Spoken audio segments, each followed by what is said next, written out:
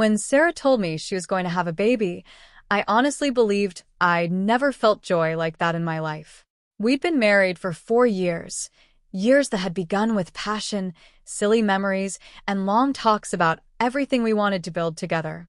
But over time, those bright beginnings faded into dull dinners, her late nights working, and a silence I couldn't explain. Still, I kept convincing myself that we were just in a rough patch, that marriages go through seasons, that love could recover. The day she said she was pregnant, I remember gripping her hand so tight it trembled.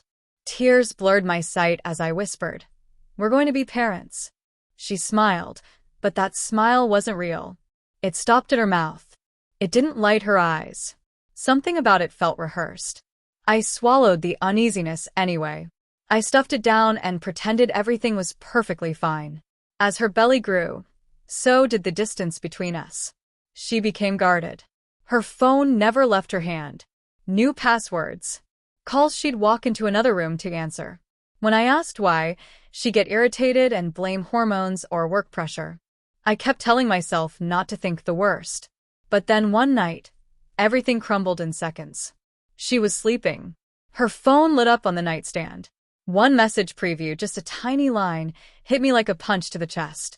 "Can't wait to meet our baby." My entire body turned numb. With shaking hands, I opened her phone. I prayed I was misunderstanding. I prayed I was being paranoid. But the messages were right there in front of me, long conversations with some man named Jason. Photos. Romantic words. Plans. Promises. He wasn't a random affair. He was the biological father. The next morning, I confronted her. She fell apart instantly, crying, apologizing, saying it was a mistake, swearing she still loved me, insisting Jason was gone. But none of her words mattered anymore. Something inside me shattered. I got in the car and drove. I didn't care where. I ended up at the lake where we used to go when we still believed we'd grow old together. I sat there the entire night staring at the water. By sunrise, I accepted the truth I never wanted to face. I couldn't pretend this child was mine. I couldn't stay married to the woman who lied to me on the deepest level a marriage can be violated. When she delivered, I wasn't there. I had already disappeared. I resigned from my job, sold my car, changed my name, and moved as far away as I could manage. No goodbyes. No explanation. Just absence. I settled in a tiny coastal town. Got hired at a mechanic shop. The sound of the ocean became the only thing that made sense. I avoided connection. I didn't date. I didn't open up. People only knew me as Ryan, the quiet guy who fixed cars and liked the shoreline. 5 years passed like that. Quiet, routine, empty, but peaceful in a quiet, numb way. Then one stormy night, the past found me anyway.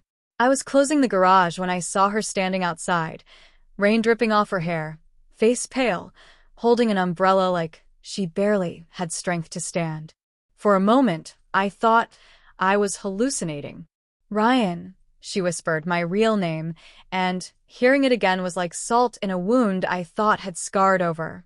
"How did you track me down?" I asked. She looked exhausted. "I never gave up looking," she said. She started talking right there in the rain, telling me everything. Jason had left her 2 years after the birth. She had been raising the boy alone ever since. Recently, she told her son about me, about the man who once thought he was his father. Then she said the sentence that crushed me all over again. "He's been asking about you. He believes you're his dad." I couldn't speak.